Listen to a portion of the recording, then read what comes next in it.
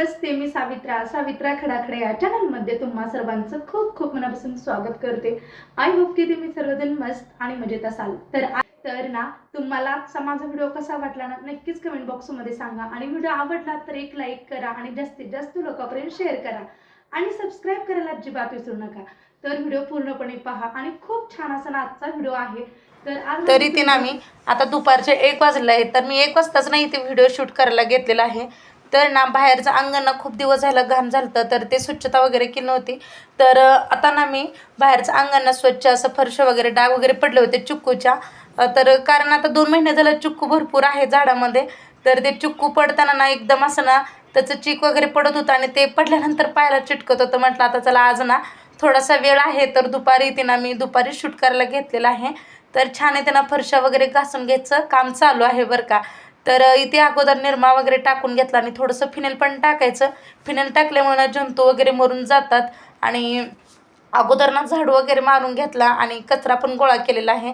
तर इथे झाडामध्ये ना सर्व ना शहरीची खेळणी ठेवलेली आहेत बरं का। तो दुपारी इथेच ना चिक्कूच्या आणि आंब्याच्या झाडाखाली खेळतो आणि आता उन्हाळा चालू झालेला आहे।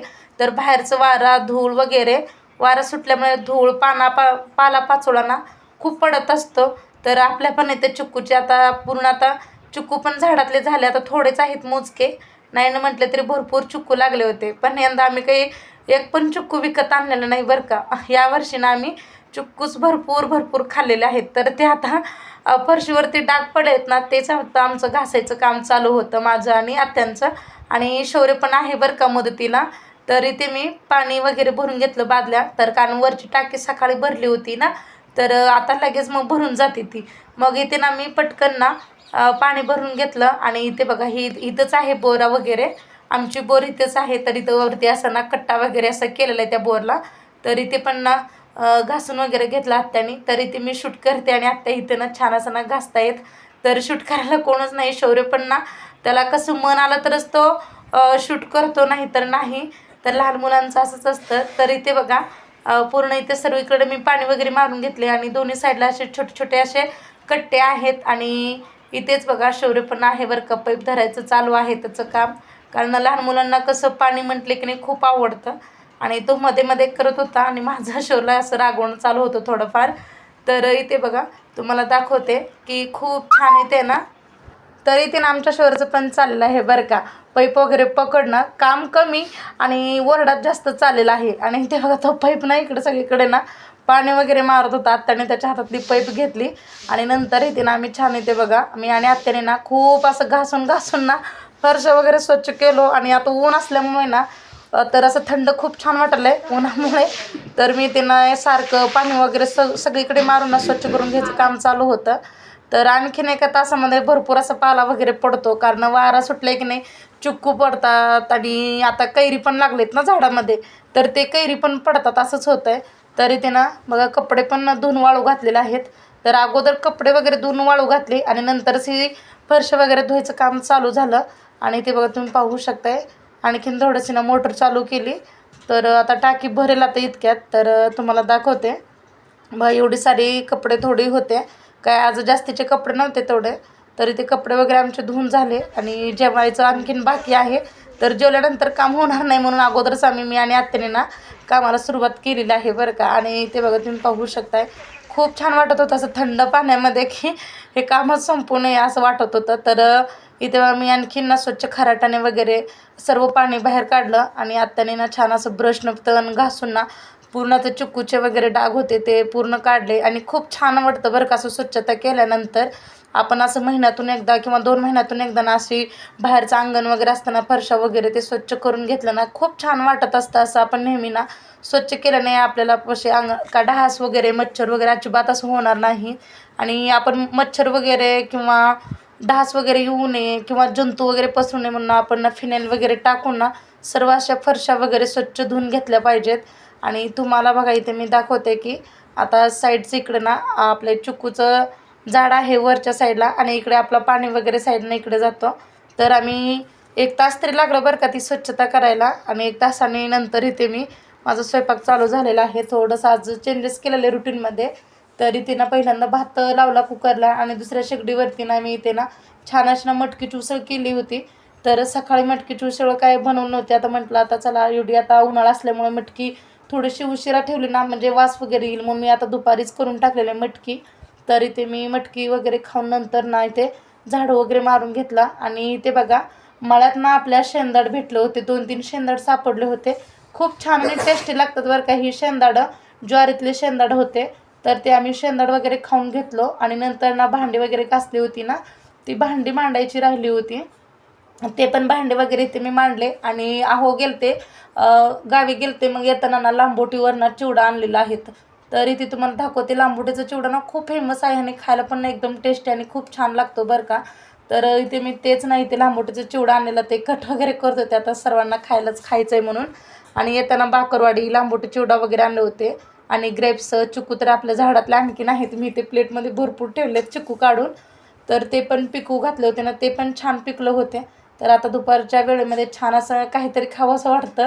तर आता उन्हाळा चालू झाला, जेवण कमी आणि पाणी जास्त पिलं जातं. मग आता दुपारी इथं थोडंफार ना लांबोटी चिवडा आणि 2-3 असे बाकरवडे वगैरे घेतलो खाण्यामध्ये.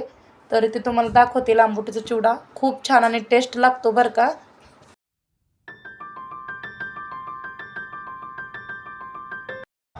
तर इथे बघा तुम्ही पाहू शकता, मी ना नंतर 1 तासाने तुम्हाला दाखवते. तर इतकं छान वाळलं होतं ना बघा. मगाशी ना मी 1 तासाच्या आधी ना हे घासून वगैरे घेतलं होतं, तेव्हा म्हणजे आता ऊन भरपूर असल्यामुळे ना 1 तासामध्ये किती छान आणि कोरडं झालेलं आहे. तर फरशा तर बघू शकता एकदम अशा पांढरा शुभ्र दिसू लागलेल्या आहेत. तर खूप छान इथे ना आम्ही स्वच्छता केली अशी बाहेर अंगणाची वगैरे.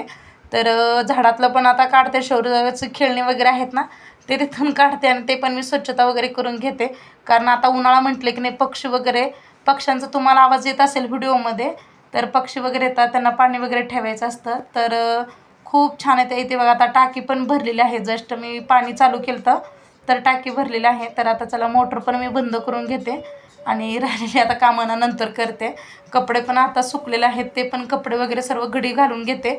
तर आता मी डिरेक्टली तुम्हाला ना सायंकाळी भेटलेलं आहे. तर इथे बघा छान अशी ना दिवाबत्ती वगैरे करून घेतली. तर सकाळची फुलं आहेत बरं का, इतके छान आणि मस्त वाटत होतं. आणि भरपूर सारे ना आपले ह्याची फुलं निघाले, स्वस्तिकची फुलं आणि जास्वंदाची. तर देवाऱ्यावरती एवढी अशी फुलं असली ना खूप छान वाटतं बरं का. आणि देवपूजा ना अपूर्णच वाटते फुलं नसले की. तर चला आज मी तुमच्याशी ना शेवग्याची आमटीची रेसिपी शेअर करते. तसेच तर यावर्षी ना आम्ही शेवगा भरपूर खाल्लेला आहे, कारण मळ्यात पण शेवगा आहे, शेजारी पाजारी पण आम्हाला भरपूर सारे असे ना शेवगा देतात. तेच झालेले डेली भाज्या शेवगा आणि घेवडा. तर इथे ना मी शेवगा अगोदर ना मी उकळून म्हणजे शिजून घेतलेला आहे. नंतर इथे मी तेल टाकून घेतलं, जिरं मोहरी टाकली आणि लसूण कोथिंबीरची पेस्ट टाकली आणि 1 टोमॅटो बारीक कट करून टाकलेला आहे. आणि टोमॅटो मऊ होण्यासाठी ना मी मीठ टाकलं आणि नंतर ना बेडगी तिखट टाकलं आणि थोडंसं आपल्या आवडीनुसार ना तिखट इथे आपण वापरलेलं आहे. मी 2 चमचे तिखट घेतले आणि ते शिजवलेले ना शेवगा आहेत ते पण मी ॲड केलेलं आहे. तर आता गरम पाणी केलं होतं आमटीसाठी. तर आता मी शेंगदाण्याचा कूट टाकून ना मी ही आमटी बनवणार आहे. गेल्या वेळेस तुम्हाला मी डाळीतली ना शेवग्याची आमटी दाखवली होती, तर ह्यावेळेस ना मी शेंगदाण्याचा कूट टाकून ना मी शेवग्याची आमटीची रेसिपी दाखवते तुम्हाला. तर अशी पण ना ही भाजी ना खूप छान लागते बरं का, गरमागरम भाकरीसोबत आणि गरम गरम चपातीसोबत पण ना ही भारी लागते. तर इथे तुम्ही पाहू शकताय छान इथे ना मी फोडणी वगैरे दिली आणि 5-10 मिनिटांनी ना शिजल्यानंतर आणखीन थोडीशी घट्ट होते. तर इथे तुम्ही पाहू शकताय खूप छान इथे ना आपली भाजी तयार झालेली आहे शेवग्याची.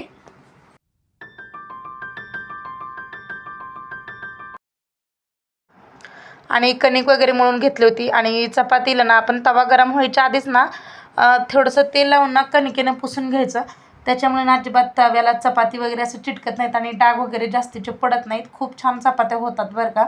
आणि भाजी तर बनवली अगोदर, नेहमी भाजी बनवायची म्हणजे कोणाला तरी आता पटकन घरात भूक लागली ना गरमागरम चपातीसोबत लगेच भाजी वाढून जेवायला देता येतं. तर इथे बघा मी चपात्या पण बनवायला घेतलेल्या आहे. तर पटकन चपात्या होतात, खूप काही जास्त वेळ लागत नाही. तर भाकऱ्या बनवायलाच गॅसवरती ना उशीर होतो, कारण गॅसवरती लवकर भाकरी भाजली जात नाही, थोडासा वेळ जातो.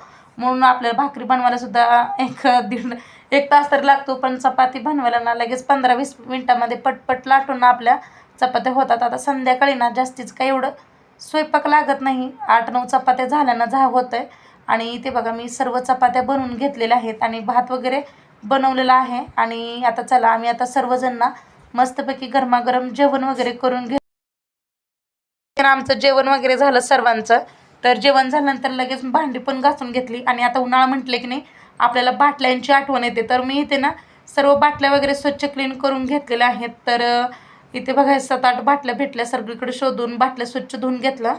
तर सकाळची तयारी चाललेली आहे. तिथं मी मटकी मोड आलती ना ती इथे ना मी छान अशी ना कापडामध्ये बांधून वगैरे ठेवते. तर सकाळ होईपर्यंत खूप छान येते ना आपली ही मटकीला ना मोड येते. आणि तुम्हाला आजचा माझा ना व्हिडिओ कसा वाटला नक्कीच कमेंट बॉक्समध्ये सांगा. आणि तुम्हाला जर माझा थोडा जरी व्हिडिओ आवडला तर एक लाईक करा आणि जास्तीत जास्त लोकांपर्यंत शेअर करा आणि सबस्क्राईब करायला अजिबात विसरू नका. आणि पुन्हा भेटूया अशाच नवीन नवीन छान छान व्हिडिओमध्ये. तोपर्यंत बाय बाय.